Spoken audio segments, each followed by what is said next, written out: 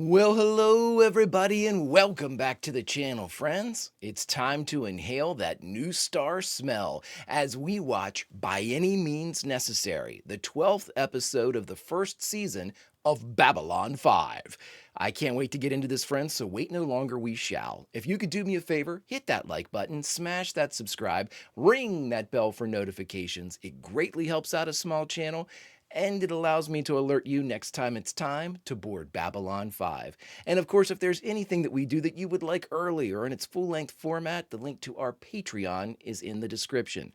Not a fan of Patreon? Stick with us here on YouTube memberships. You'll get all of our episodes about a day early, plus any bonus episodes we come up with. But my dear friends, all that is then, and this is now, and now it's time to watch Babylon 5, Season 1, Episode 12, By Any Means Necessary. Prepare to engage maximum warp reaction. And away we go!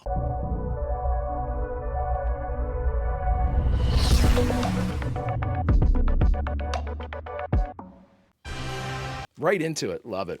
Unacceptable. We have a very perishable cargo for Ambassador Jakar and must deliver it immediately. I'll do what I can. It'll perish in 25 minutes? Hey! Move that arm over to the right! Over to the right! Is this a result of the docks being blown up before? Where the hell am I gonna get the crew? We're already up to our butts out here. I understand, but you know how the Narns can be. Yeah, I know. You're really busting my cojones today, CNC. Talquith, you may proceed immediately to docking bay 8 via beacon Alpha 6. About time. No, thank you. No, I appreciate that you... About time. That looks really cool.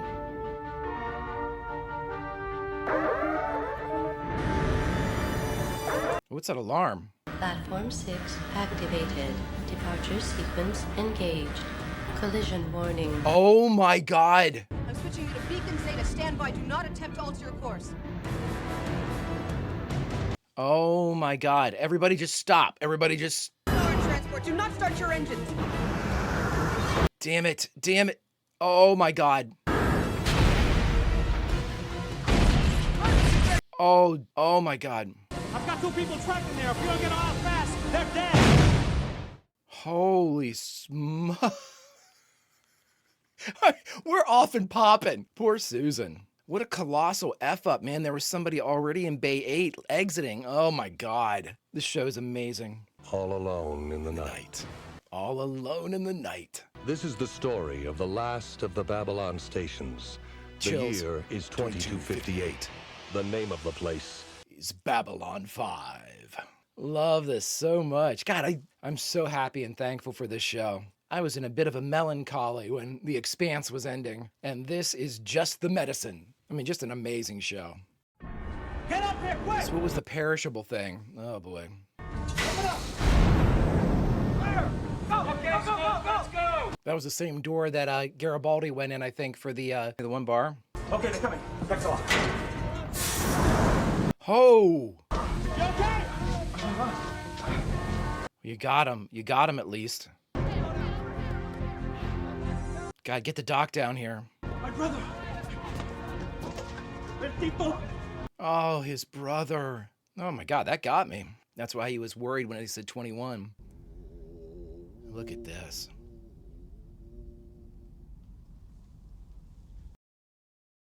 Oh my god.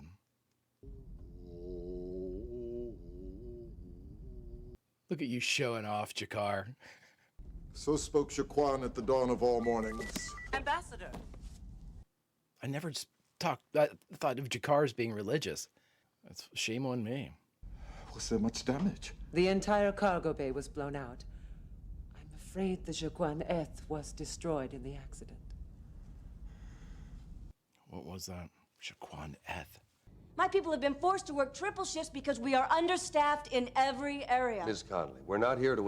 Conley. Try to blame this on us, Lieutenant Commander. We are the victims here. You lost some cargo, Ambassador. Alberto Del Vientos lost his life.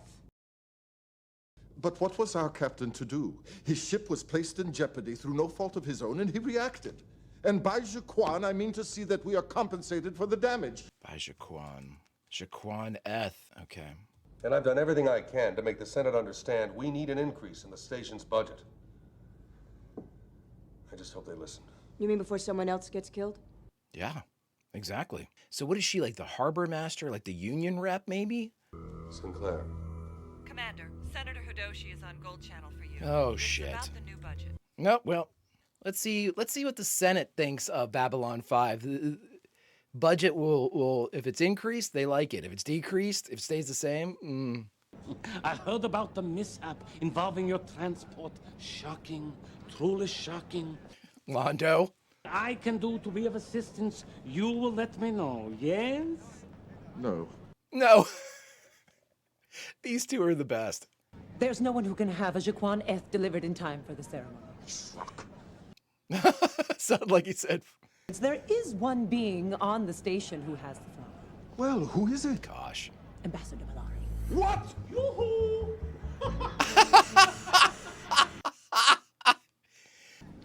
Why does the universe hate me? I don't know, buddy. I don't know, but it surely doesn't like it. But our experts have assured us that your new budget is more than sufficient for safe and efficient running of Babylon 5. They've never been to Babylon 5, but sure. You will make it work. Jesus.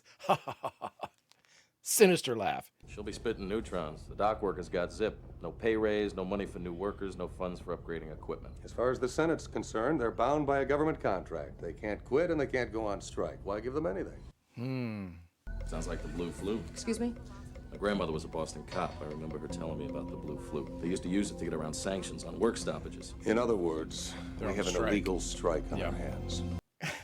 I mean, fearless storytelling. What's your stance on unions? Let's get into it. We're breaking safety rules every minute of the day because of overscheduling. Everybody hold a tool so they know that we're workers. We will hear everyone out, but let's take this one issue at a time, okay? Now let's remember, let's try to keep a cool head during management negotiation. This is probably the wrong time to walk in, Mike. Been expecting you, Garibaldi. I'm here to escort you to Commander Sinclair. Mike is a tall dude. We're as serious as a rip in a spacesuit, and we want the Senate and Commander Sinclair to know it. By staging an illegal strike? Sinclair does know it. The hell with your talk. We got people dying out here, Mr. Security Man. And Sinclair wants us to talk. Eduardo, you lost your brother. We get it. I'm asking your people to go back to work. If they don't, I'll have to bring the Senate Labor Committee in on this, and they could invoke the Rush Act. They don't have the guts to do that. It would inflame public opinion here and at home. Don't be so sure about that. Yeah. But I can't recommend they return to work. I don't think you fully understand the consequences. Don't tell me about consequences. My father was shot dead during the 37 mining strikes on Ganymede. Wow. You get us decent pay and equipment and hire enough workers to do the job safely. Then we return to work. Not a minute before. I'd get right on there to the senator. Commander, you've got another transmission from Senator Hidoshi. Well, there you go. Patch it through. God, Sinclair's the worst job in the galaxy. You left your door unlocked, Ambassador. Careless of you. I thought it best to sit here and guard your room until you return. Care for a drink? Oh, I forgot. Can't drink. The Jaquan Eth plant, yes. Difficult to grow, expensive to transport. I understand you are in possession of Jaquaneth. If this is so, I am here to purchase it from you. Mine, which is being cared for in a safe place. When you drop the seeds into a proper mixture of alcohol,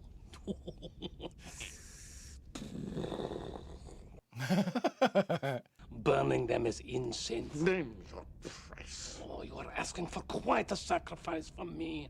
Oh my God, he's gonna rake him over the coals for this. 50,000 commercial credits in cash in advance. That's an outrage! Of course it's an outrage. Londo, you could have really helped yourself there, but Threatens the security of our military base and sets a bad precedent not only for Babylon 5, but for all of our off-world interests. do you remember our previous conversation? The Labor Committee has ordered Oren Zento to Babylon 5. He will be there within 12 hours. I expect you to give him your full cooperation, and that includes providing troops if he decides the Rush Act is necessary. Oh my God. Understood, Commander? Understood. Senator. God, Jeff. Like, what is he supposed to do? One worker killed, several more injured, and the Narns are demanding reparation for damage to their ship and cargo. I hope in spite of that we'll be able to expedite negotiations. I'm on a tight schedule. Dude, where else do you have to be? 50,000 credits in cash.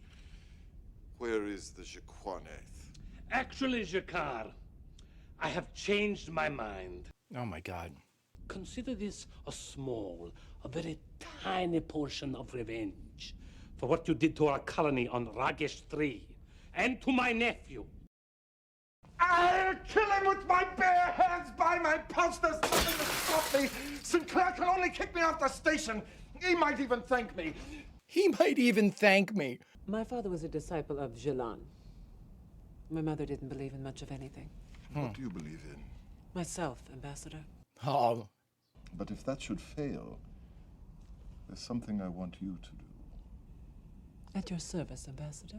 I understand Londo's point of view. He could have done something there, but antagonizing Jakar is probably not the best. We haven't had Talia in a few episodes, have we? Everyone's feeling the pinch at home as well as in our The colonies. government found enough money for increased military spending on Babylon 5. The entire budget was laid bare, dude. They know where the money's going.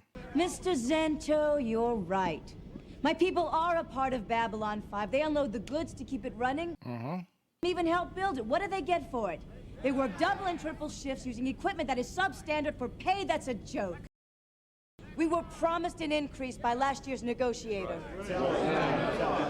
I wish I could help, but I've seen no written agreement to that effect. Oh boy. This equipment we got won't last 2 months, let alone 2 years.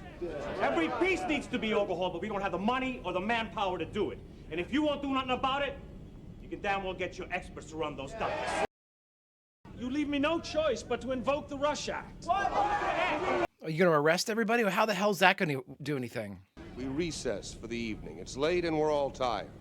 It's not a good time for big decisions. Is Jeff growing like a beard? He's got like 5 o'clock shadow. We have a right to defend ourselves, Neoma. But not with violence. Beg your pardon, Commander. But if someone pushed you, wouldn't you push back? I like how they respect Sinclair. Like, Garibaldi had no respect. First tomorrow, Miss Conley? You better tell that to Zento. Jesus, Jeff is in the worst, just the worst situation. Computer, what time is it? 05:36. Might as well just stay up, bud. I know all about you. You've let this situation escalate out of all proportion, and you can bet the Senate's going to get a full report. We've got trade contracts to honor. We're talking about people's lives. Yeah, dickhead, you're the negotiator. Ambassador Jakar, I have an emergency situation on my hands. It won't take long, and I wouldn't want to burden you further by taking this matter up before a full assembly. Oh, for fuck's sake. All right. I'll meet you in the council chambers. Meet me at my quarters. We can talk while we walk to the council chambers. All followers of Jaquan must perform a ritual once a year when our sun rises precisely behind the Jaquan mountain. Well, I'd made all the arrangements. It should have been here months ago, but you know how bureaucracies are, and... Jeff does definitely know that. Those of us who can't be there must still perform the ritual at the same moment, a moment which is almost upon us. Which, as the highest-ranking member of my faith on this station, it is my responsibility to provide. I truly sympathize. He's the highest-ranking member of... You know I would do anything for you, my good friend, Commander Sinclair. Look at that outfit. But not this. You don't have to give him the Jaquaneth as a gift. He's agreed to pay a rather steep price for it. Jakar is only worried about losing face. The nuns. They're all pagans, still worshipping their sun. No, I would rather burn the plant than give it to him. And give it to me. Would you at least consider it? No. Thanks, Londo. Commander, you're wanted in the briefing room immediately. On my way. Jakar, you tried, man. Natoth, proceed. Oh, boy. If you refuse to negotiate in good faith, you leave us no choice. Commander, this is obviously a waste of time. Mr. Zento, Miss Conley, surely there's some kind of... Poor Jeff's got his jacket unbuttoned.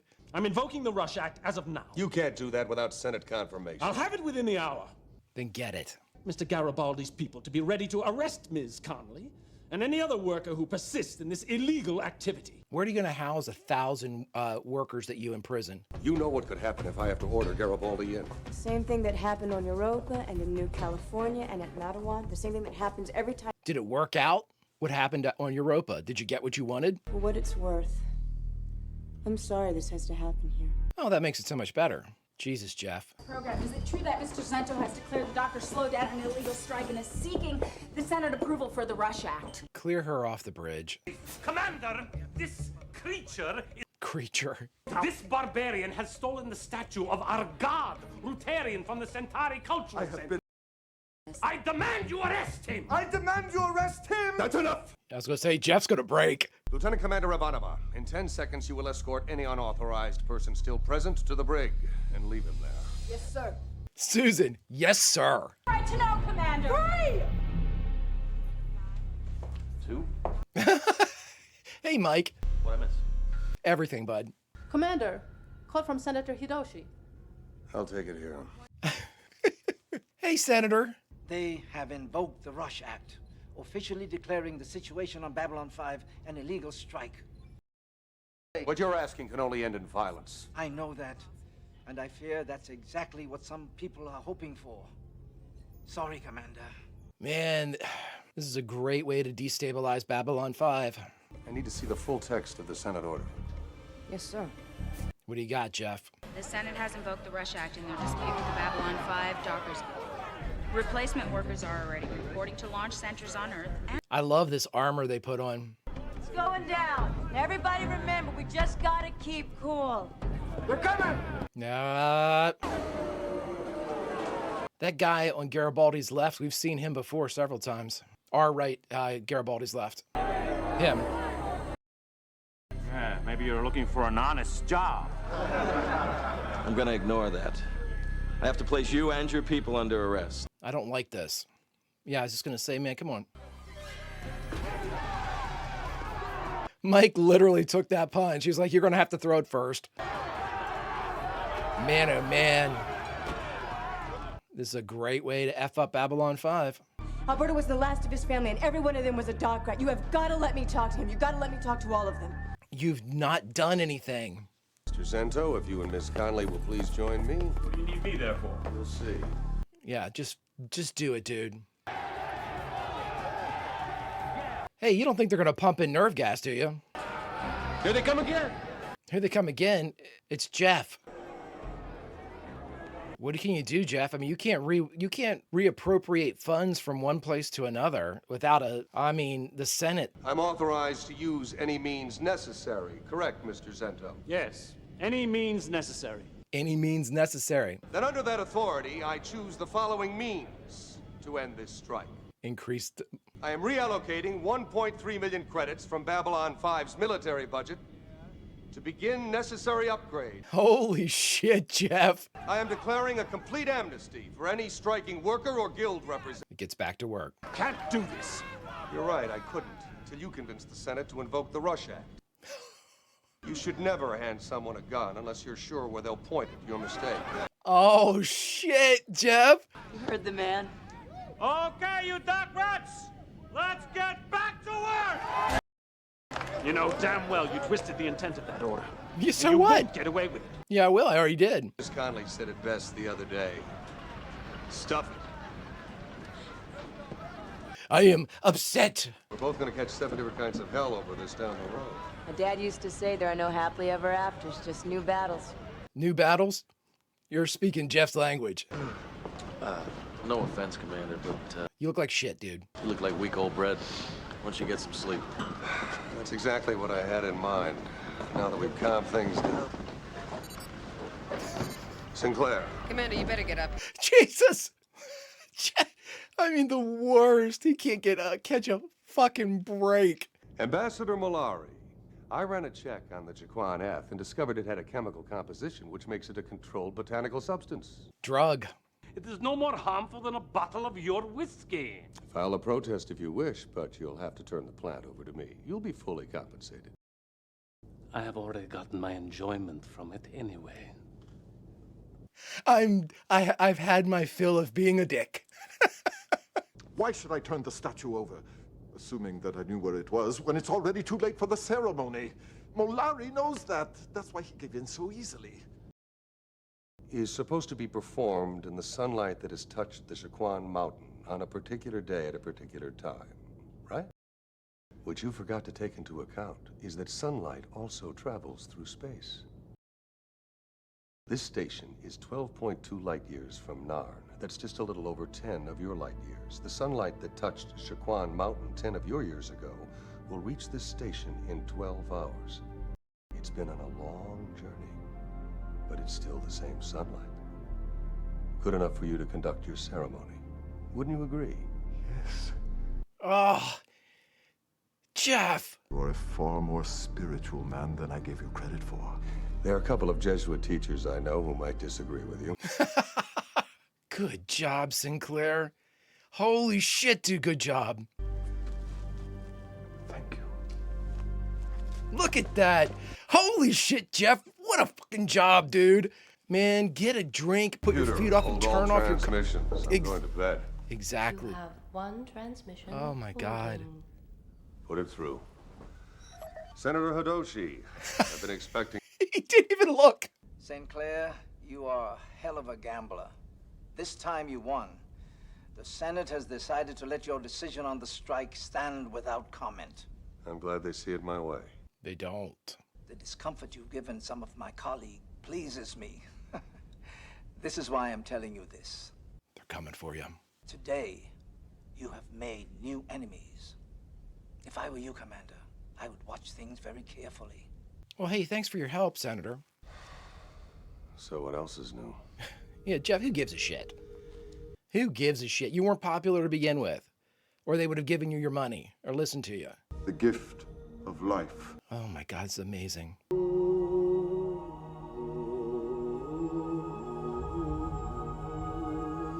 Amazing. This show. Oh, continue with it. Take us to black with the song. Oh, friends. Oh my God. This show. What a blessing it is to watch this show. All right, friends, we just finished watching Babylon 5, Season 1, Episode 12, By Any Means Necessary. And the only thing left to do is talk about it. All right, everybody, we just finished watching By Any Means Necessary, the 12th episode of the first season of Babylon 5. I mean, friends, this show is just, the construction of this show is so exquisitely done. Holy smokes, where to even start with all of this? Just giving us so much information so organically. It's not like they're not shoehorning information in here for us. It would be so easy for them to just try to shoehorn in here or drop something here or blah, blah, blah, and make it feel disjointed. So many shows do that. So many shows have an agenda, or they're like halfway through a season and they think to themselves, oh, you know what would be awesome for the end is if we add this, and it feels weird and rushed, and you're being provided like a character backstory or back point that doesn't really fit. It just seems very convenient. We've all watched shows like that. Even some of my favorite shows they've had to resort to that. Especially like I think of shows that were under threat of being canceled.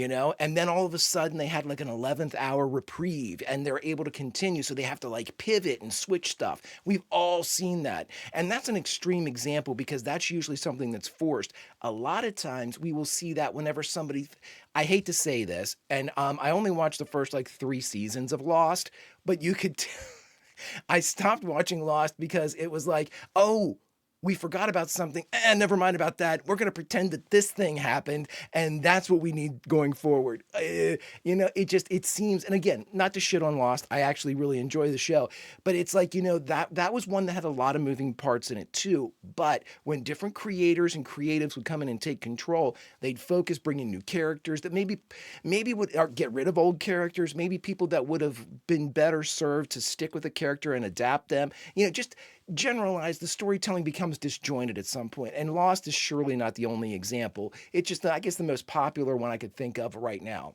And again, long-running shows seem to have this problem, and I think, again, that's something that I can easily say about Lost.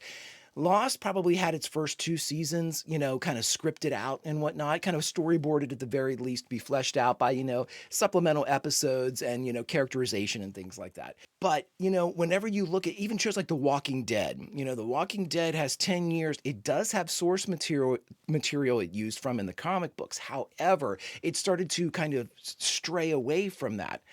As soon as they strayed away and they started moving characters, killing characters, applying different characteristics and storylines that were meant for certain characters in the source material to other characters. I'm thinking of like Andrea and, Michonne, how they kind of like juxtaposed a lot of their stories between the comic book and the TV show. Things eventually feel disjointed because they're trying to make things work. And again, this is by no means, this is the norm.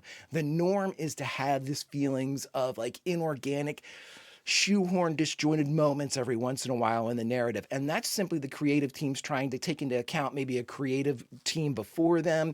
They have something they have to address. They lose an actor, so there's a lot of things with long running shows that you're going to run into. And I'm sure Babylon 5 is going to have its stumbles too, because it's a 5-season thing. However, what Babylon 5 does so far through the 12 episodes that I've watched, and I know it's ridiculous for me to kind of sound off after being a dozen episodes and the gathering into it, I think I'm safe enough in saying this. JMS has an absolutely, fully fleshed and developed storyboard. Normally when you storyboard like a season, you have big beats that you want to hit, story moments that need to be hit. And then whenever you're like, okay, well, we don't have enough for the main story in this episode, let's have a good A or B plot that takes over and gives us some characterization. Or we have a side quest, or, this or that happens. And that's how you make your season. With this, for one of the first times in my life, I can watch a show and I think there is no wasted or directionless scene. It's like it's like a play. Everything is where it's supposed to be and by design. This isn't something they added during the set or, they were going through the script and they thought, oh, let's punch this up a little bit and add a new scene. Everything seems like it was supposed to be there, meant to be there, and builds off of what we know and where we're going. That is storyboarding without compare. And if there was ever any doubt that they're doing that, all we need to do is look at the ambassadors. The story of Jakar, of Londo.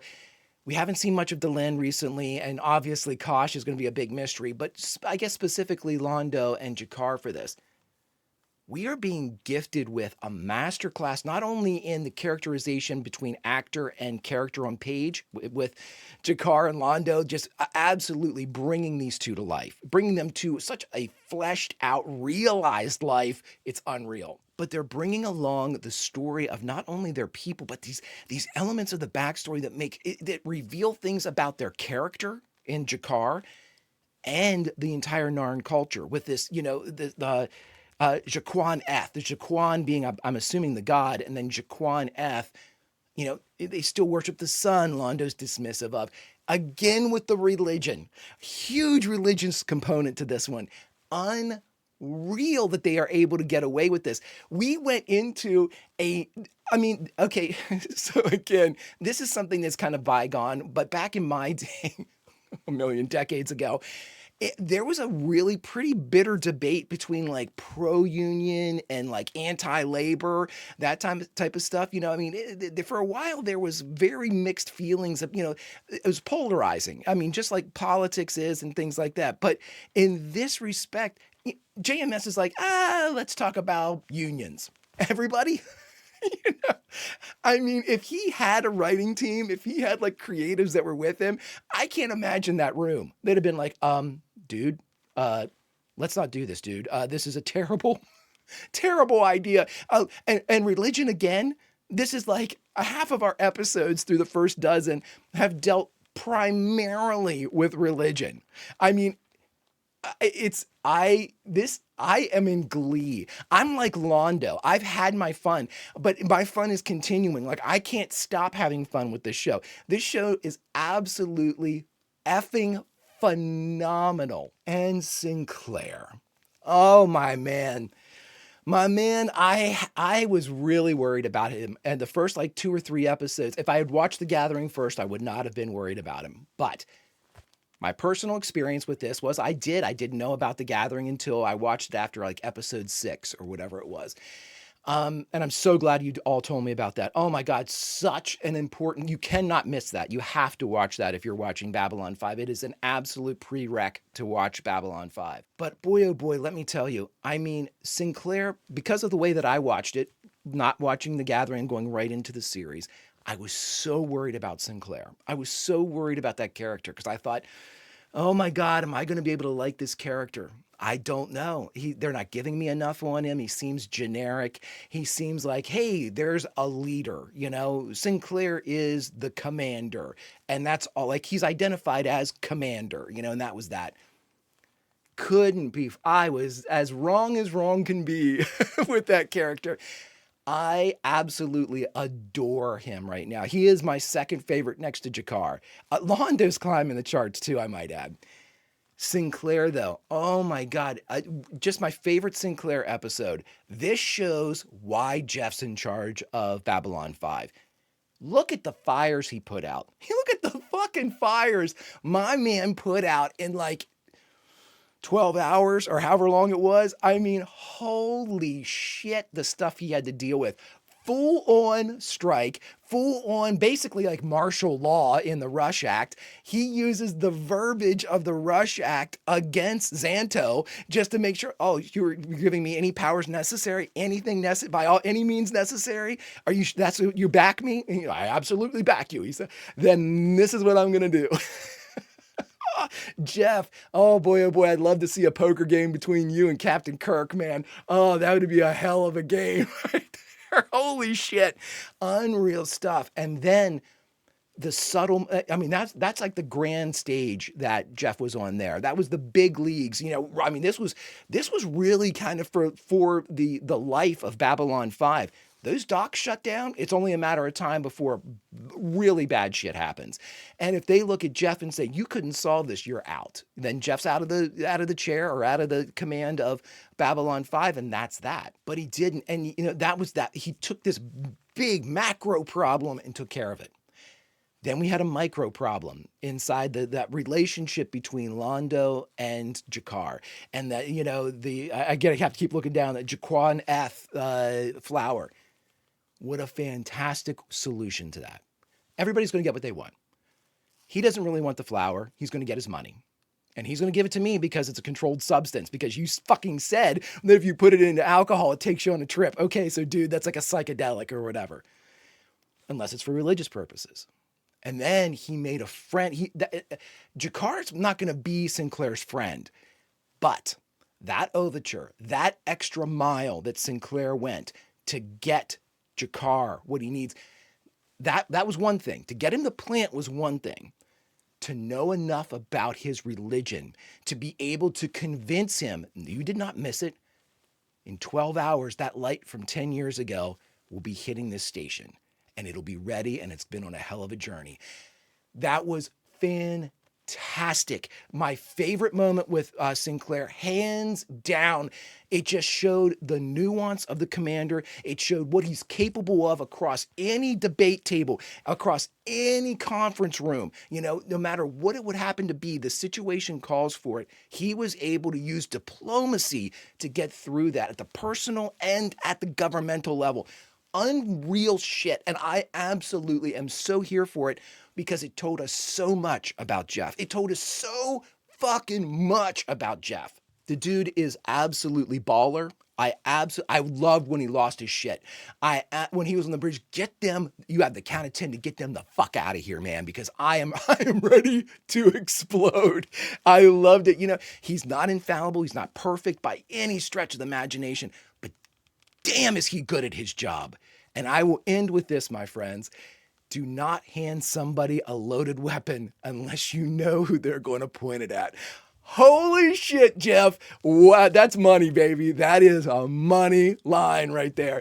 If you could do me a favor, hit that like button, smash that subscribe, ring that bell for notifications. It greatly helps out a small channel, and it allows me to alert you next time it's time for some Babylon 5. And of course, if there's anything that we do that you would like early or in its full-length format, the link to our Patreon is in the description. But my dear friends, all that is then and this is now. And now it's time, unfortunately, it's time to say goodbye from Babylon 5. So where should we say goodbye from? Well, friends, I don't want to be sacrilegious to the Narn, but I think this is where we need to be.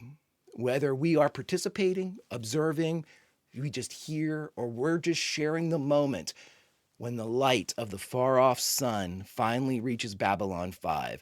The Narn are deep in worship, Jakar leading them, and for a moment, Babylon 5 is calm. And hopefully, our commander is getting some much-needed rest. Until such time as this wonderful tale continues, my friends, Vulcan roll, and I'll see you.